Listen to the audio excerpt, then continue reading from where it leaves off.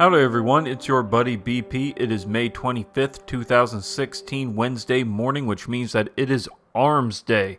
And I'm eager to go ahead and see what he has this week, so let's go ahead and dive right on in. First up is the Arminius-D Auto Rifle.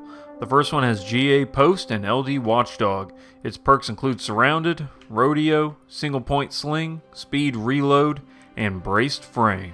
The second one has SC Hollow and LB Assault. Its perks include Relentless Tracker, Focus Fire, High Caliber Rounds, Hand Loaded, and Rifled Barrel. The third one has GA Post and LC Ranged. Its perks include Hot Swap, Spray and Play, High Caliber Rounds, Speed Reload, and Rifled Barrel. If I had to choose between these three, I would go with the first one for its combination of Rodeo and Braced Frame. You'll definitely want the extra stability on one of these types of auto rifles, and Rodeo will help a little bit. Second one, I wouldn't recommend. Focus Fire isn't really the best for this kind of weapon, in my opinion, unless you plan on using it in PvE. And even in that situation, I would rather use a different weapon. So if I had to choose between these three, I would go with the first one, but I still would prefer something with like a perfect balance instead, so I think I'm going to hold on to my package for another week. Next is the Zarinaea-D Auto Rifle. The first one has SC Hollow and LD Watchdog. Its perks include Crowd Control, Focus Fire, High Caliber Rounds, Fitted Stock, and Rifled Barrel.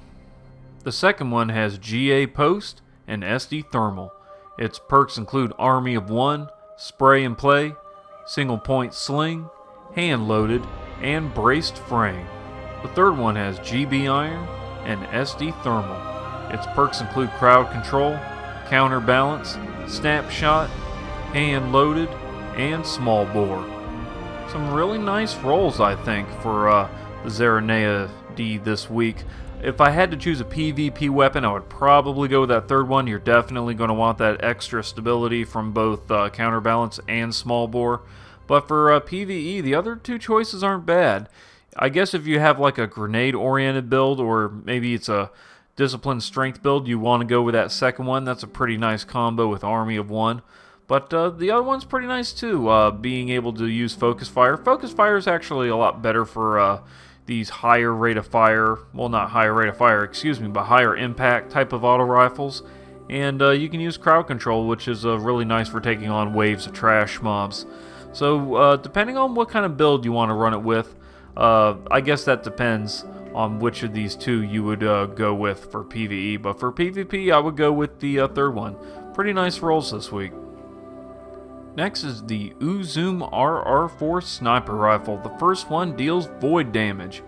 It has Yapaki SS2 and Aquila SS4. Its perks include Luck in the Chamber, Quick Draw, Reinforced Barrel, Last Resort, and Life Support.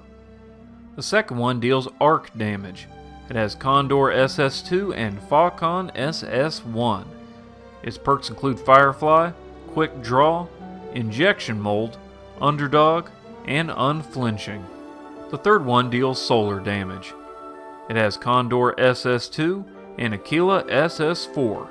Its perks include Firefly, Quick Draw, Hand Laid Stock, Last Resort, and Life Support. The rolls, they're not too bad, but there's nothing that really stands out for me. I guess if I had to choose, I would go with the third one.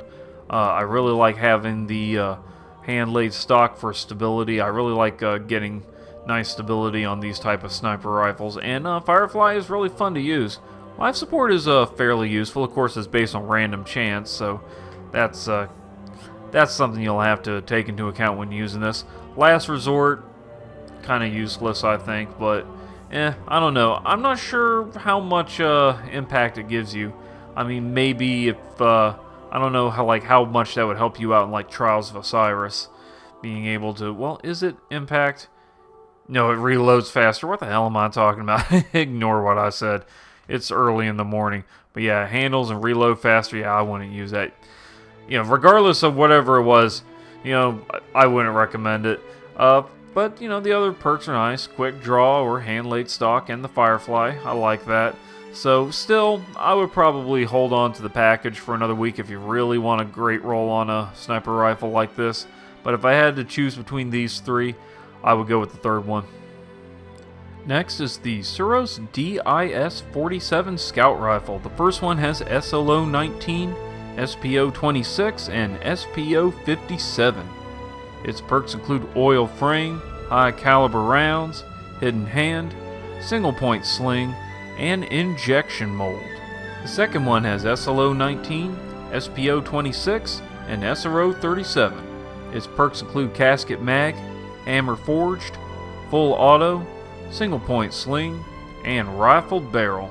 The third one has SLO-19, SPO-28, and SPO-57.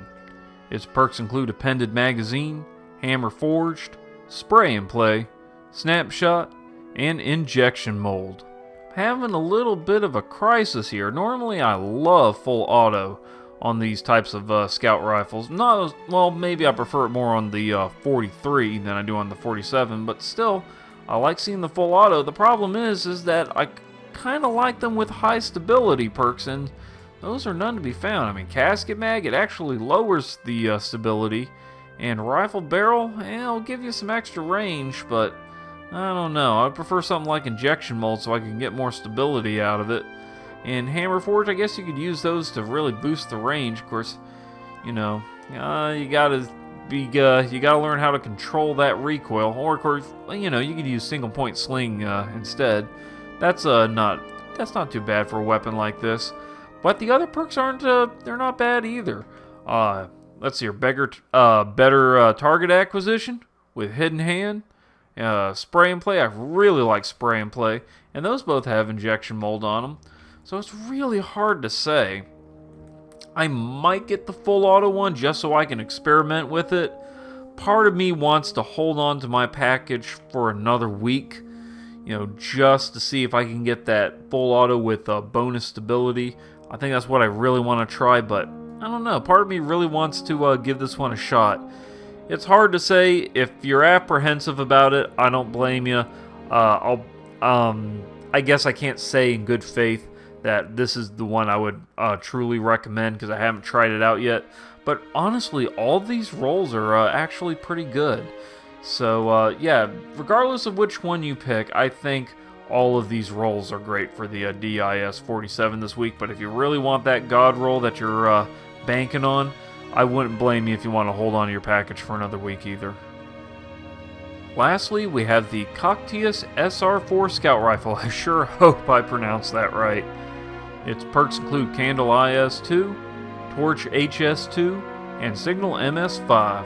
Its perks include Icarus, Extended Mag, Small Bore, Eye of the Storm, and Third Eye.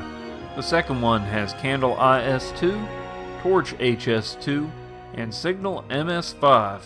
Its perks include Replenish, Quick Draw, Feather Mag, Exhumed, and Third Eye.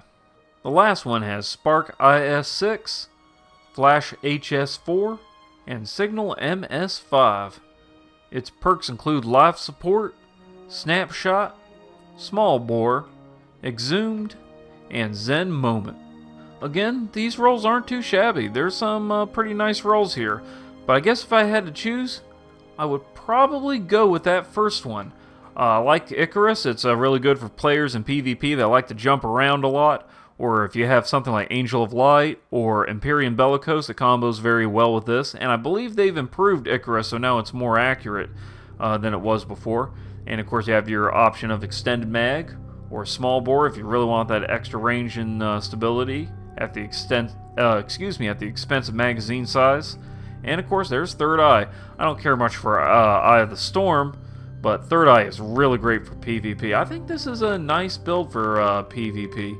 Let's see here. Improved target acquisition, highlights enemies at optimal combat range. Yeah, I think this is a pretty nice weapon. All three of them are decent, but I would say it's the first one that impresses me the most. Next week's weapons include the Suros ARI-41 Auto Rifle, the Suros ARI-45 Auto Rifle,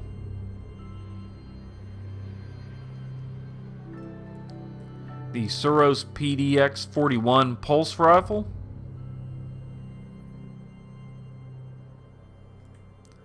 the Suros PDX-45 pulse rifle,